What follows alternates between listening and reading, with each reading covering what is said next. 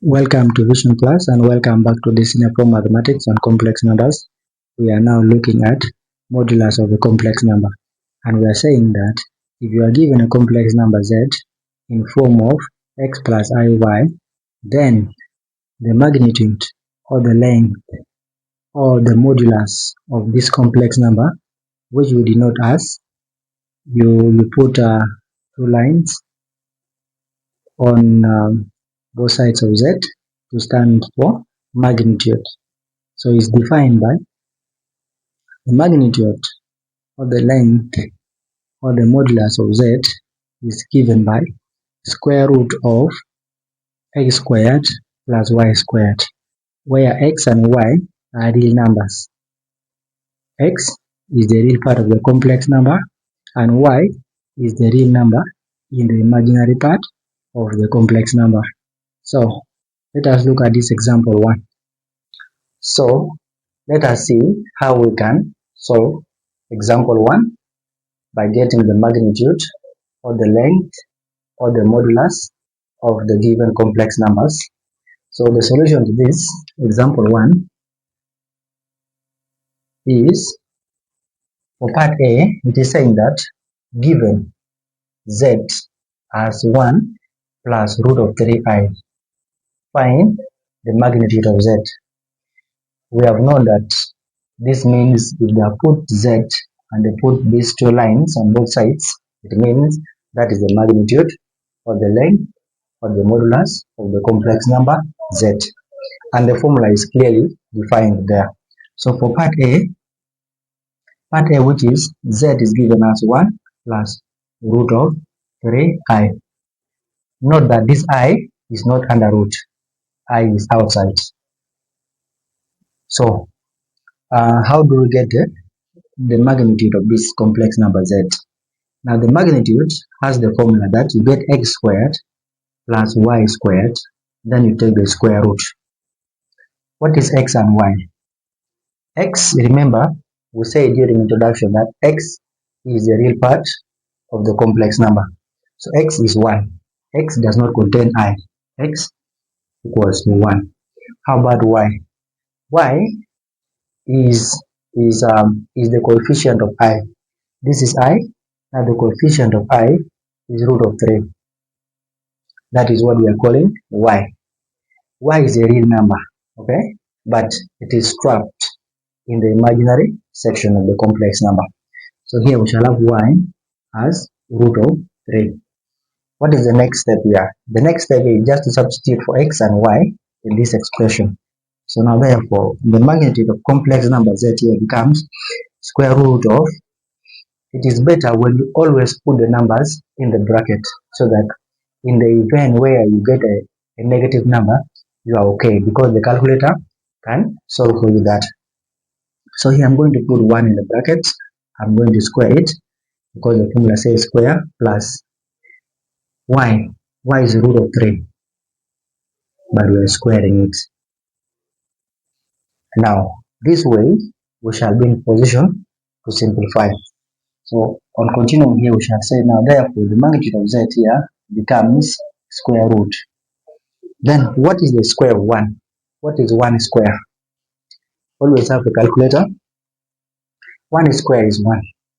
If you square 1, you get 1 plus. What about the square root of 3 squared? Root 3 squared is going to be 3. But you press your calculator. Press square root of 3, but then you square it again and press equal sign. It will give you 3. So here we shall have 3. And then we add. What is 1 plus 3? It is 4. What is the square root of 4? We know that the square root of any number is plus or minus. But mind you, here we are talking about the length. Length is a distance. And a distance cannot be negative. We do not have negative distances. So we take 2 straight away. We take positive 2 units. We are putting units because it could be in centimeters, in meters, in kilometers, or any given unit of measurement. So we just say 2 units. And that is the solution for part A. And going to part B. Part B says that we are given z. Z is given as negative a half minus root 3 out of 2i. To simplify your work, always specify which one is x. Remember, we are always comparing any complex number in this format, that any complex number is given by x plus iy. So x is the real part. So in this case, x is the real part is negative a half. Take a number and a sign before it, because a sign before any number is the sign of that number. What would y be? Y would be the coefficient of I. I is here, but this is the coefficient of I. That is negative root of 3 out of 2. And then you quote your formula. Since we are looking for magnitude, you just say magnitude of z is given by the square root of x squared plus y squared. And then we substitute for x. This gives us the square root of what is x. Put them in the bracket always so that you are on the safer side. So here we shall have negative a half. This is just x, but remember we are squaring x from the formula. And then we are adding it also to the square of y. What is y? Y is negative root of 3 out of 2. But the formula says that we need to square it. And then we simplify. How do you simplify negative half squared? We know that negative half squared is 1 out of 4. Just press the calculator, open the bracket, say negative 1 divided by 2, close the bracket, and then you square it. It gives us 0.25. Here you are free. If you want to use decimal, use decimal. If you want to use fractions, use fraction. 0.25 is the same as 1 out of 4. So this is the same as square root of, after pressing that, here we have 1 out of 4. But we are adding it to, how about if we square negative root 3 out of 2? If we square negative root 3 out of 2, we shall get 3 out of 4. We square. You first open the bracket, say negative root 3 divided by 2 and close the bracket, then square it. It is giving us 0.75. That is the same as 3 out of 4. So, on squaring that, we shall have 3 out of 4. What is 3 out of 4 plus a quarter? That is, it's going to give us 1. A quarter plus 3 out of 4 gives us, but remember we still have the square root of 1. What is the square root of 1? Square root of 1 is plus or minus 1. But remember we are talking about the length, the distance. So we neglect the negative part and we take the positive part. So this here gives us 1 units as the answer.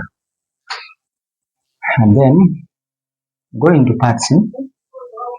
Part C, we have z is given as negative 3 plus 4i. We have z is given as negative 3 plus 4i. Go on and conclude. What is x? X is the real part of the complex number, which is negative 3. What is y? Y is the coefficient of the imaginary part, which is a real number, 4. Then you say, from the formula, that the magnitude of z is given by square root of x squared plus y squared. And then you substitute. What is x? X is negative 3, but we are squaring it, plus y is 4, and we are as well squaring it. And then, what is the answer if you square negative 3? If you square negative 3, you get positive 9. Because this negative 3 times negative 3 is positive 9. Plus, what is 4 times 4? 4 times 4 is 16. 16. Most people can easily make mistake that 4 square is the same as 4 times 2. Not really. It means that we are multiplying 4 by itself 2 times. That is 4 times 4. So, be cautious on that. What is 9 plus 16 is 25. What is the square root of 25? The square root of 25 is plus or minus 5. But we are talking about a distance, a length, the magnitude. Therefore, we are taking only the positive part. So here we are going to take 5. Positive 5 units, because we are looking for the magnitude, the absolute value. So this is the solution to example 1 under the length of a complex number. See you in the next video.